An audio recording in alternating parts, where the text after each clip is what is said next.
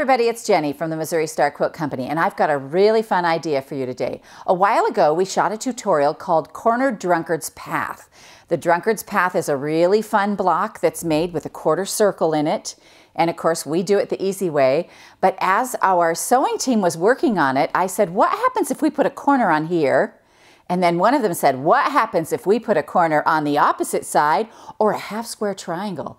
And so this is the result of that conversation, and I can hardly wait to show you. So let's look at this quilt. Isn't this fun? It looks like you did so much work, so many little pieces. Oh my gosh, it's so easy though. So I can hardly wait to show you how to do this. So to make this quilt, what you're gonna need is 3 1/4 yards of your colored fabric. And we have used Kona Cotton Regal by Robert Kaufman. For your background fabric, you're going to need about 5 1/4 yards of fabric. If you want to use a packet of 10-inch squares, you can do that. And then you'll need 1 packet of those and 2 1/2 yards of fabric, because out of the background comes all of our border and all our extra little squares and things like that. So you do need some extra background fabric. You're also going to need a circle cut ruler. This is my favorite circle cut ruler, and you have to get a little rotary cutter that fits into it. Because it has to have a blade that goes in long. You're also going to need some fusible, because we're going to fuse our circles onto our squares. So the fusible amount is 3 1/4 yards of fusible, and it's all going to go together so easy. You're going to be amazed at how easy this is. So let me show you how to do this. The first thing we're going to do is we're going to take our yardage and we're going to cut it into 8-inch strips, and then we're going to cut those strips into squares. So 8-inch squares like this. And then once you get your square done, we're going to fuse it onto the fusible. So I've already cut my little fusible into these little squares. I'm going to go over here to the iron, and I'm going to fuse this on here. So you just kind of hold it on there and let that fusible attach itself to the fabric. And when you have fusible on something, it makes the circle cutting go a little easier. So now our fabric is on here, and we're ready to cut our circles, which I like to fold mine in half like this. If you get this fold line right here, you'll see on the ruler, it has where it says fabric fold line right here, the dark solid line. You're going to lay that on top of your circle, or on top of your square. And these are going to be cut 7 1/2 inches. And so we want to make sure that this is kind of centered up. And then you take this little rotary cutter, and this one just works so well. The blade has to go, it has to clear the edge of the ruler. So you just want to make sure that you have a little cutter that will go all the way down in there. And we're just going to put it down in here, and we're just going to slide it around like this. And watch your fingers. And this should come right off. And it does, except this one little spot. Let me grab that. Hang on. There we go. All right. So then you'll get your circle like this, and then we're going to fuse it right onto our square. So that just means centering it up, and I generally do that by folding my square in half 4 ways, matching them up in the middle, and just ironing that on here. The next thing we're going to do is we're going to do a blanket stitch all the way around here, and that holds it on. And I can show you. I've got one blanket stitched right here. All right, so here it is. And because we've used the purple thread, you can't see that. But if I turn it over, you can see here's our blanket stitch. And it just takes a stitch and goes in and catches that. You can use a little zigzag. You can even straight stitch it, whatever you'd like to do. But you need to sew that on there. And then we're going to cut this in 4ths. Now for this, I like to use my ruler here, our Missouri Star ruler, because I can lay this right on the edge of my 10-inch square, and it's 5 inches wide, and it's going to cut it right in half. So I'm going to use the big girl rotary cutter now. Got to go to the big one. And we're going to cut this way, and we're going to cut this way.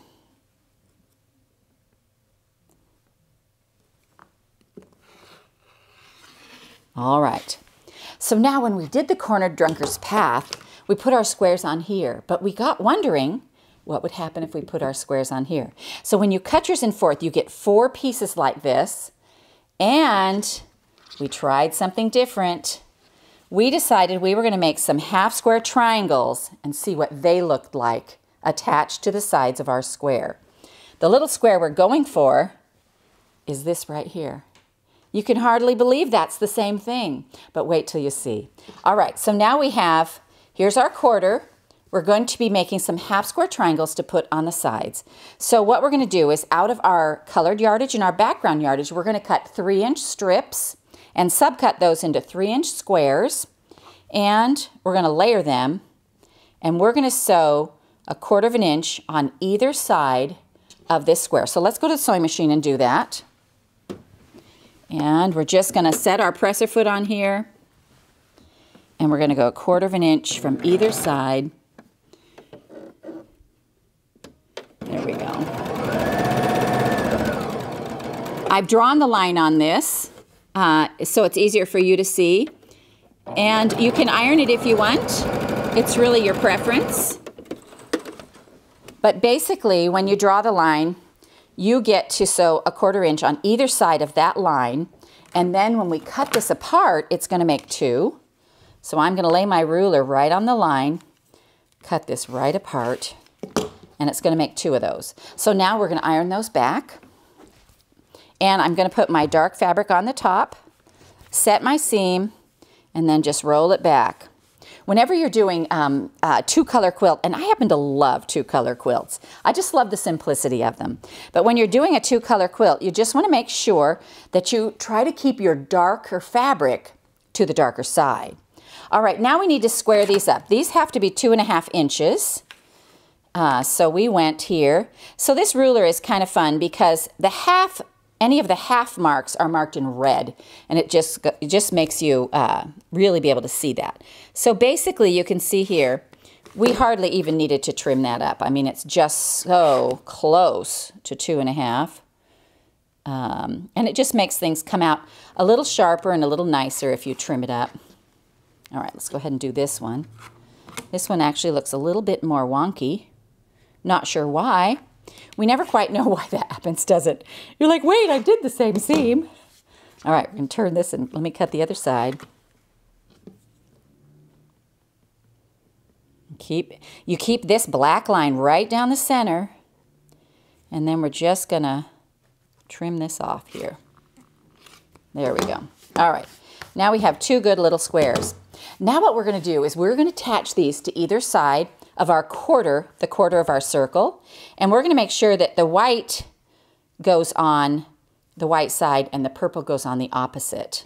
Now, one of the things you want to do for this is you want to have a sew line that goes from here to here, and you'll probably want to draw that because it's going to make it a little easier to be able to see it. And I have a little pencil right here somewhere. Let me grab it. Actually, all I found in that drawer was a Sharpie marker, so that's not going to work too well. But I'm going to grab a pen right here, which will work fine. You know, you don't see this line because it's going to be on the back inside your quilt. All right, so now what I'm going to do is I'm going to draw my line right on here. And it is a little hard to see on that dark, so you just want to make sure that you can see it. So now, on the sides where our circle kind of moons out to the side, we're going to put this block, and we want to make sure that it's turned. I had it about 3 different ways there, but it's got to go the white to the purple and the purple to the white, just like this. I'm going to stick a little pin in here. And then we're going to hook the other side on as well, and it's going to go the same way. So make sure that your white goes to the purple, opposite colors, you know. White goes to the purple, and then the purple goes to the white. All right, like that. And we're just going to sew straight across this way, right on the line. So we'll go over here, and we're going to sew straight across on here. And we're sewing on the line. And then we're going to come around and do the other side.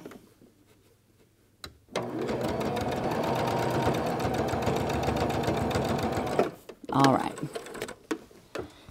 Now what we're going to do is trim these off right here. And I'm just going to lay my ruler 1/4 inch from the seam, trim that off, trim this off over here. And then we're going to iron this out. See how cool that looks? It's so fun to me when, you know, when one of the girls said, hey, have you thought about this? You know, I'm like, ooh, let's try that. So then you're ready to, once you're going to do this to all 4 of yours, you're ready to put them back together as blocks. And again, we're just going to match up our circle like this, right back together as it was. Just like that. And that's our block. Is that not the cutest thing? So let's go ahead and sew this together. And we're going to sew this together just like a 4-patch. So I am going to chain piece these, which means I'm just going to put one here, sew right down the side. Then I'm going to lay this other one right in here after it and sew it. You want to try and match up your colors and your whites as close as you can. They won't always come out perfect, but this is one of those that's pretty forgiving. All right, so now I'm going to open this up, check my seam. It's good enough for me, and then I'm going to sew these 2 together. All right, so one more, before I sew these together, I want to show you right here. Since we have a layer of adhesive and we have the 2 fabrics on top of each other, you know, this circle is adhered to the background square, you really want to make sure that your seams are going opposite directions. So when you press them, oh, I pressed this one so they're going the same. It would make a huge lump right here. So we want to make sure that this one is pressed the other way. So let me do that. Ouch, almost burnt myself there. All right, so I'm steaming that so it'll relax and lay down, because now the bulk will be shared on either side of that seam and it won't be bad. So then we're just going to lay this over here, match up those 2. You can feel there's nothing between there, and we sew right down the side.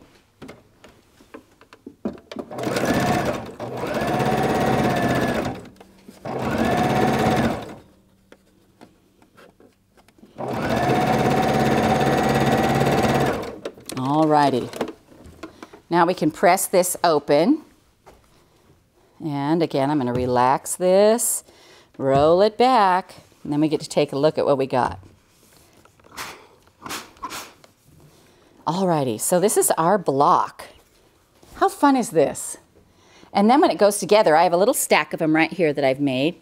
You are just going to sew these together, all these blocks right together in rows. So they're going to come together this way. See how that happens right there? And you're just going to sew them together in rows like this. And because we used 42 squares, you've got 6 across and 7 down. Now, this is really fun, and this is one of those what happens if, which is my favorite part about quilting. It's so creative to see what happens if we just put a corner on a different corner. You know, if we put a square on a different corner, if we just do one little thing different, you get a whole different project. So this was a really fun project, really fun to see what happens if we just attached a half square triangle to the opposite corner and we got something as awesome as this.